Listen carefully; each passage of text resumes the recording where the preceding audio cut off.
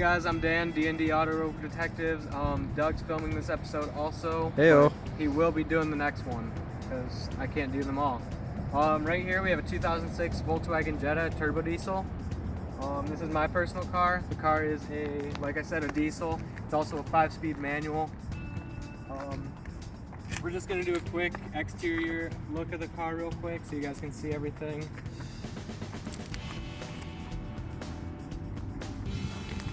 Shiny. Car's not super clean right now. We're gonna try and kind of not really clean up cars when we review them, just so you can see them when they're dirty. We like to see them when they're dirty. But this car, as you see, Point some features on the outside out. okay, for features, what we have, this car does have the bigger rims on it. Some have smaller rims and smaller brake packages. Besides that, tow hook front and rear. Yeah, buddy. This thing's a beast in the snow. The car actually is really good in the snow. Front wheel drive. You get the right tires on it, it'll pretty much go anywhere. Another thing I really like about the car is if you look down here, they kind of texture the rocker panels and everything. So it's like a textured paint. You can kind of see it there. Switches up right here and here. Not too bad. Besides that, the car is, unlike Doug's Jeep, it is a Michigan car. It's been in Michigan its entire life and actually has held up from rust pretty good. I washed it a moderate amount, not excessively or anything like that. Maybe give it a wax here and there. But besides that, it's pretty much held up to rust pretty well. It's got a couple little dings, a couple bubbling right there. I mean, it is a Michigan car, so from the factory, the paint was really strong. They put a good protective layer underneath of it, so it holds up pretty well. I've noticed, obviously, a lot of older cars do this. Headlights did fade a decent amount. I've tried to combat that, use different cleaners and stuff like that. However, you know, they're pretty faded, pretty far well gone, so I'll probably try and replace those. All the chrome's held up really well. It also has external, it has the mirror, it has the blinkers on the mirrors, also has a sunroof, which we'll go over more on the interior and everything. Also, with these headlights, the reason that they do that is not only the aging of the plastic on the outside, but the moisture can get in on the inside. So a lot of times when you have this kind of foggy, you know, grazed, kind of weird looking headlights, you can usually get in there and seal up the leaks and clean the moisture on the inside, and looks pretty decent. Real quick, since we won't touch on it on the interior really, we'll just get into the trunk real fast, really quick. It's easy. Come back here. This thing has an enormous trunk, kind of like some of our friends that are girls. I got some stuff in there. This toolbox is pretty moderately sized. Trunk's pretty deep. Also, the back seats fold down so you can get skis, snowboard, stuff like that. Dan, leave that open. Get in the trunk. I don't want to get in the trunk. Dan, get in the trunk. Okay, I can get in the trunk. Look at this. Dan's getting in the trunk right now. Yeah, he's all the way in the trunk. I'm gonna shut the lid. It's pretty comfortable. No. Alright, now it's closed. Alright, now we're gonna do a review of the inside. Does have the emergency grab handle thing in case. So if you plan on kidnapping anybody, this car is probably not your best choice, even though the trunk is spacious. Not the car for you if Looks you're like kidnapping people. Dan's been doing that. He's got all those zip ties. Okay. One thing, like you saw with Doug, is a lot of the times I do have to close this more than once. Something with the latches in these cars, not only me, I've heard a lot of other people talk about it, where they're having to close it a few times, slam it, all that stuff, and it doesn't want to close. But besides that, it's exterior wise, it's been a great car. I like it. It looks pretty good. Cool. All that stuff. So I think we're headed to the inside. Yeah, there we go. All right, guys, stay tuned. Here we are. Interior.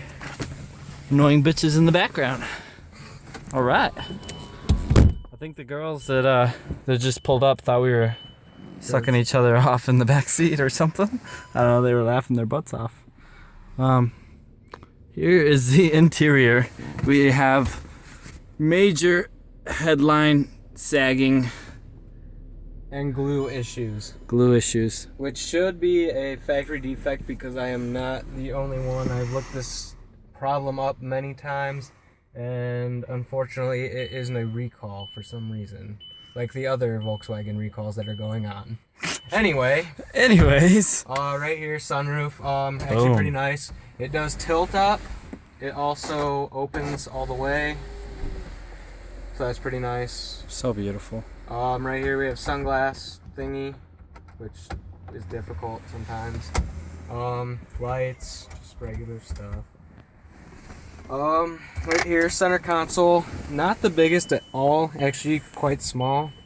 But we do have two cup holders here.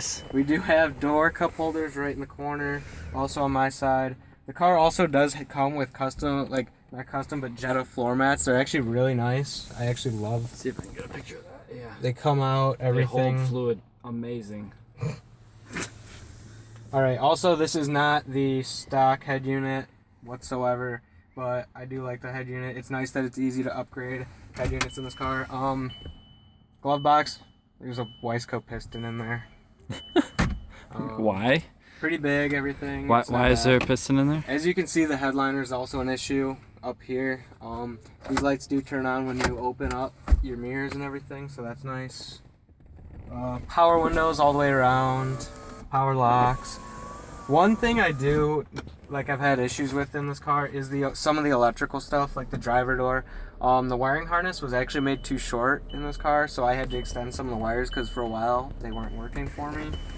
Not the biggest deal in the world, but still something that's quite annoying. This car also has cruise. Originally it would have steering wheel controls, leather. It's a 5-speed manual. You have door locks back here, and you also have mat pockets on each side. You have vents, which is really nice.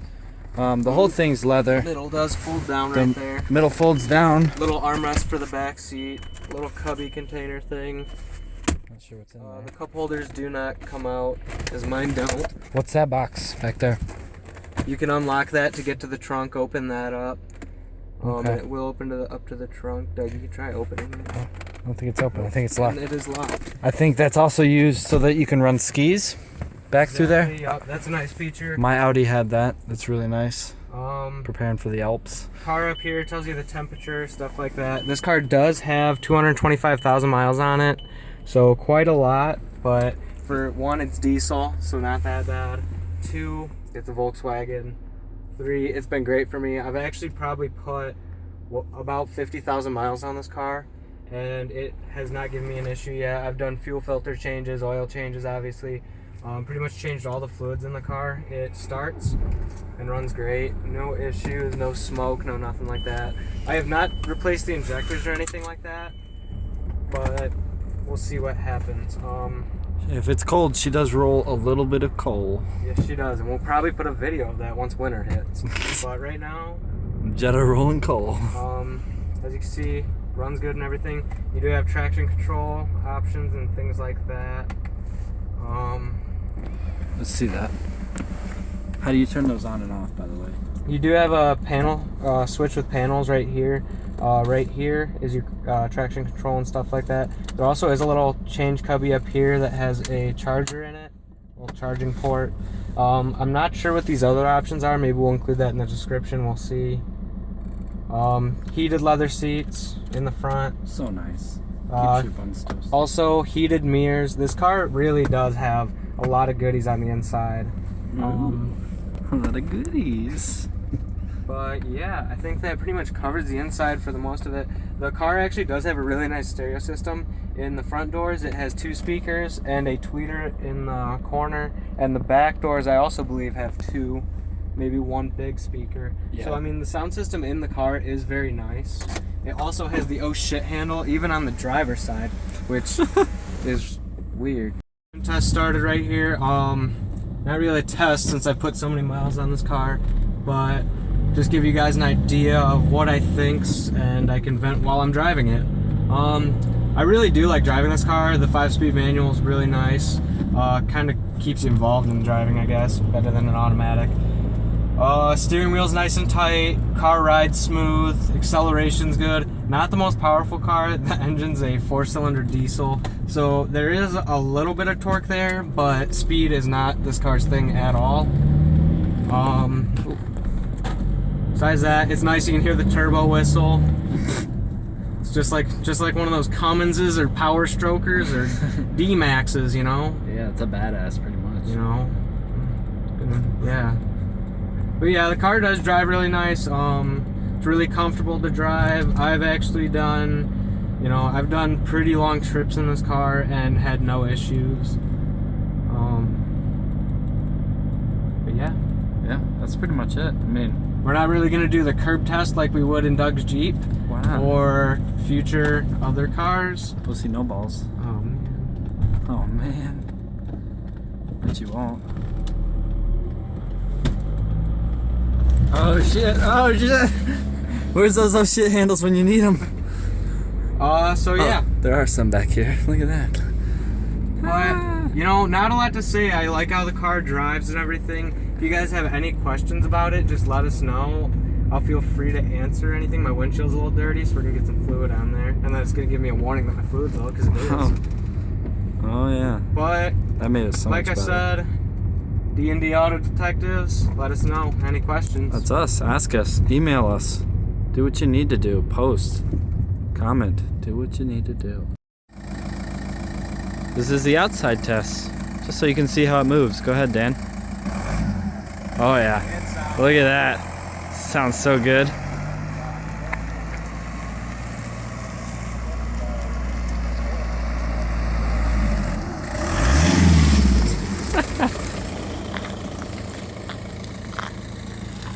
Like a snake in the grass. Hey guys, I'm Dan. I'm Doug. And we're D&D Auto Detectives. Alright, so we just wrapped up the Jetta review, and real quick, I want to go over some things that, I like and dislike about the car. Personally, I love the gas mileage. It's one of the best things about the car. I get 52, 53 miles to the gallon usually, and I don't have to be driving a Prius to do it. Another thing I like about the car is I personally have 225,000 miles on it, so longevity is definitely a thing with this car, especially it being diesel and everything. Another thing I like is all the features that Volkswagen put on the inside.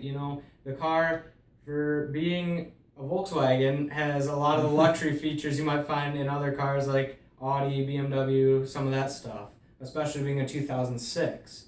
Now, there definitely are some quirks with the car. One of these being the electrical issues.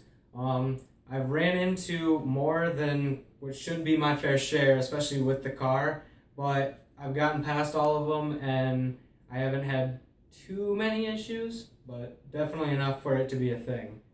Also, my car is a 5-speed manual, and you can run into problems with the automatic transmissions, the DSG automatics. Now, I've read a lot about them giving problems early on, like in the 100 to 140,000 mile range, and that's not really that great of a thing. Next, we'd like to move on to market value of the car and what we would pay for it personally. Dan, being the owner, he bought his for About $5,000 bucks.